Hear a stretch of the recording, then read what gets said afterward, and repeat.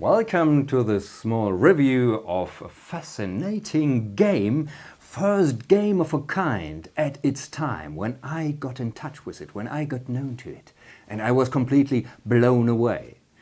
I'm a professional writer, my name is Ruben, and I'm usually speaking about sports, about the fascinating sports of Jugger on my channel, but today I decided to do something special because, well, I have these real treasures with me today.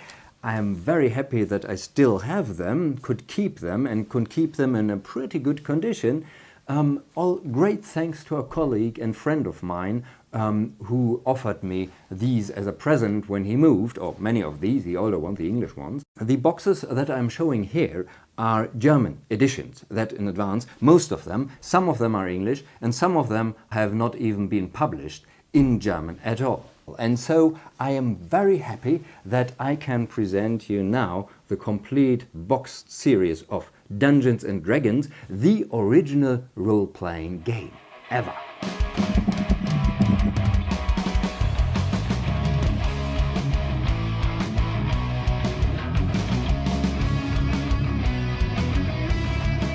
You have to imagine that in the 80s, at the time where the first role-playing game had been published in Germany, in England and America it has been a bit earlier, computer games were almost non-existent. So there were computer games, yes, great ones, but they were very simple and they were not real 3D, and they were nothing compared to today's adventure games and the worlds that are created by developers today. So having something that works with your fantasy, that feeds your fantasy, like a role-playing game, was something completely new. To have a game that doesn't need a game board, that doesn't need pieces to be moved around and then rolling dice and stuff like that, but only having a sheet of paper in front of you, a set of dice, and the rest is all up to storytelling of the dungeon master and living your role as a player, was really a completely new experience. And for me, it has been mind-blowing indeed.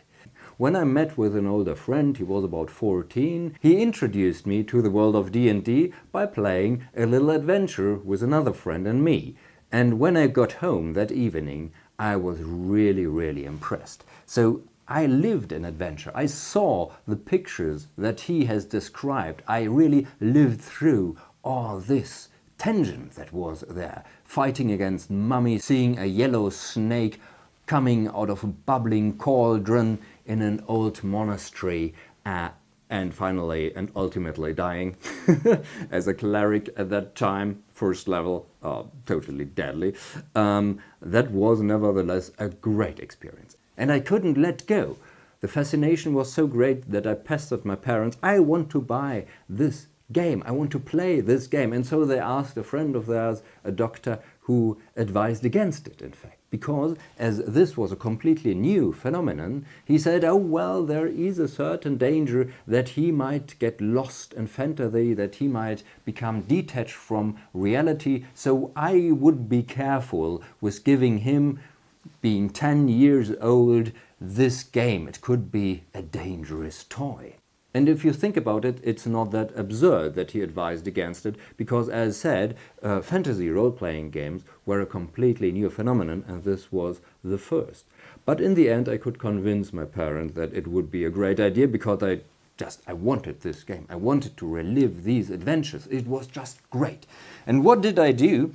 I went into a shop and I bought this one. And as you see, there is written Expert Set here in German on the cover, and this means no, it's not for beginners. So I opened the box, I looked through the rules in there and couldn't understand anything because it was missing the beginning. These boxes are structured for experience level of characters, and for the players they are also structured as stages. So beginner's box would be the red box, and the next box would be the blue box from experience level 4 to 14 and so forth. We will come to this in detail soon.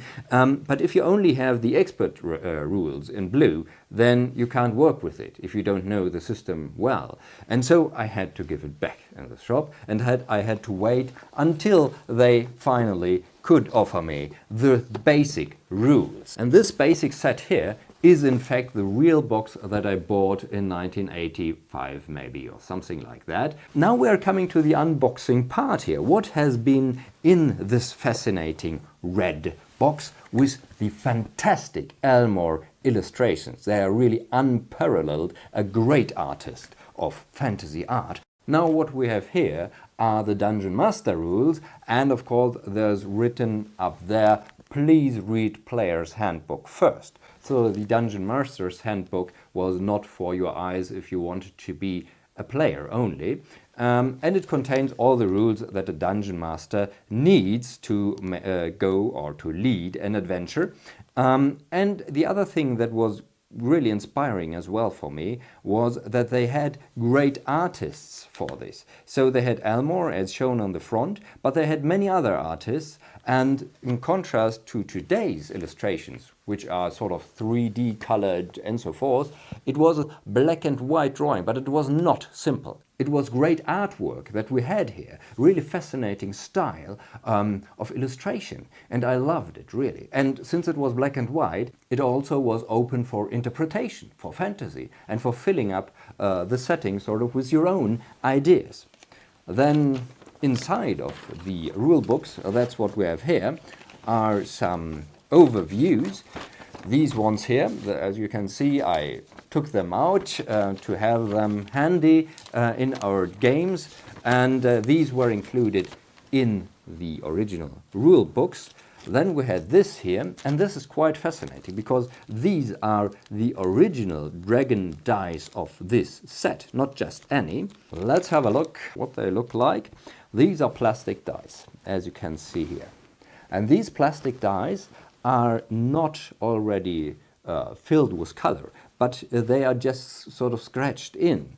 And you have to fill the scratches with this pen, the special pen here, and you could rub it over the dice, really tight over it, and then when you had it, you just took away what was left over, and then you had the white in the dice. So these dice, these plastic dice, were only half finished sort of.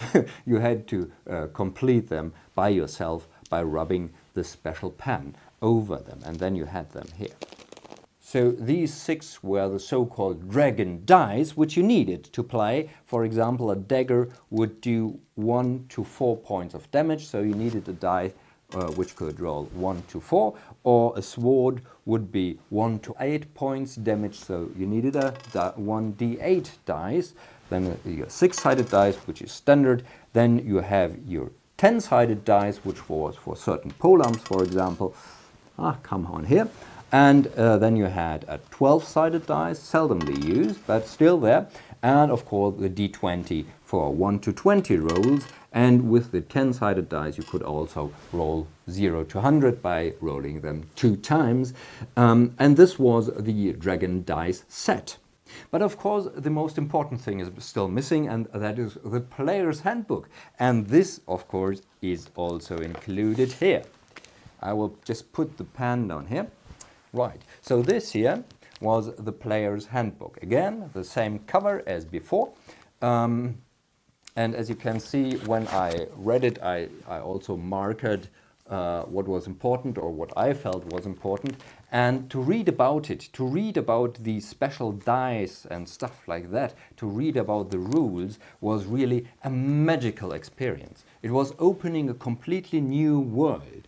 There was even a solo adventure in it, and as said, the illustrations, black and white, often black and white, sometimes with grey here, were of excellent, really excellent quality. And most other role-playing games which came out later, like Schwarze Auge and so forth, did not get up to the same quality for many years. So the illustrations, the quality of the illustrations was really great, and the whole look of it was also brilliant. Don't forget that at that time, to print color would have been unbelievably expensive. So almost all rule books and stuff would have to be black and white. There was no color included. And you have the old dungeon drawing way, sort of, the art how to draw your dungeons, even with a little drawn example how it should look like. Also, not bad, I must say, because in its simplicity, it is also very, very clear, and it's open for fantasy, for interpretation. Here you have the starting dungeon, how it looked like here, to get into the spirit. These small adventures here, the slow pace which introduced you to the role-playing game, was for me as a 10-year-old or 11-year-old at the time very important, because as said, you have to wrap your mind around this completely new idea of that there is fantasy and that's enough to play a game and to experience adventures. But how to do it? There were no YouTube. There has been no other way to get tutorials but to play either with experienced people, and I was happy to be introduced to D&D by an experienced player, but to get familiar with the rules, you still needed, well, to read. This job has been achieved pretty well by these rules, I must say. So excellent build-up, excellent structure, very good, very nice graphics, and a joy to use. So no wonder that my mind caught fire and that I continued to play D&D for quite a while and collected the boxes. Apart from the basic box, there have also been adventures. In German it's Abenteuermodule. And one of the most fascinating adventures was this one here. Blizzard Pass from David Cook. Not so much because of the story. It has a solid story, that's okay. But the special bit is this, a decoding foil. Something very special. As you can see here, something red. I laminated it so that it holds better. It has not been laminated in the original. And if you open it, then you see, let's take this page here, that you have a solo adventure. And to achieve the solo adventure, they used red boxes. And these red boxes could be deciphered or read by putting the red foil over it, because the red of the foil and the red of the box would nullify each other. And so you would have a clear view, or more or less clear view, on what was written beneath it. Quite an interesting way to achieve a solo adventure where players could actually be surprised by the outcome and by the result. And the usual format has been that you have the cover, like this here. Inside you have all the maps that you would need for the adventure, or some of the maps at least. And then you would have the actual adventure itself.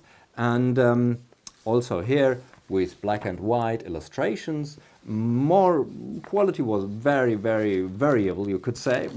It was not always the best. And here we have actually the original of the red decoder foil still in the original package here. So one piece that I didn't laminate because, well, you want to keep it. And of course, at the end of the adventure, you have new monsters, for example, a special part about new monsters, and even prefabricated characters which you could use to start playing directly, and where you didn't have to create your own character. These modules have been quite popular, as far as I can say.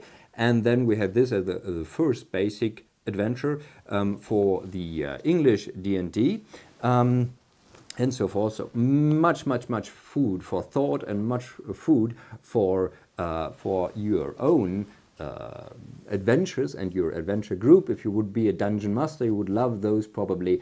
And the interesting bit here, and the big difference for today, is today's role-playing is much about storytelling, and much about the history of the characters, stuff like that, and the cultural contexts and the development of different countries and kingdoms and whatever. That all did not matter in these first games. Here it was a focus on dungeon crawling, a focus on, well, yes, exploring dungeons, fighting against skeletons, collecting treasure. All that was the focus here. But the background didn't matter at all.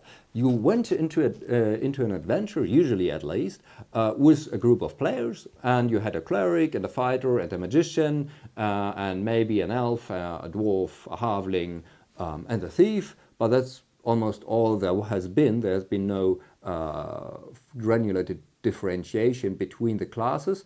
So if you were a dwarf, you were a dwarf. You couldn't be a dwarf thief or something. That came later. But you have been a thief, a human thief, or a dwarf, or an elf, or, well, a wizard, and that's it. Also, there have been already, and that's also interesting, women included. So girls as adventurers, absolutely normal. So that, as a side note, is nothing new as well.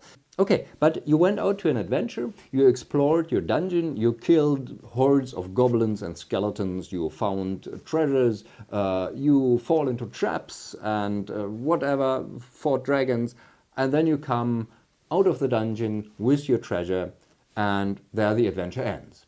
And then it's assumed that you go back to town and you buy whatever you need, and you try to get some magical potions or something, but that's sort of off story that is between the adventures. And the next adventure would start with, going out on the next adventure. And that was sort of it. Remember always that this is the first role-playing game ever. So it was a completely new phenomenon, and people were just fascinated to explore these dark dungeons and these dangerous skeletons and stuff like that. Many might already have, of course, built their own worlds and ideas, but by the rules and how we played as children, it was really just go out, fight, collect, go back, and that's it.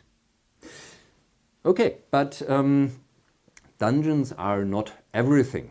The idea of role-playing developed, and very soon after the first red set here, which we have shown, a second set had been published. So in the next video we will proceed to the expert set, the blue set. Welcome to watch it and to hear about the differences between the expert set and the red basic set. And have a look at my Jugger videos, because the Jugger is a great sport, and especially if you like role-playing, I think you could fall in love with it.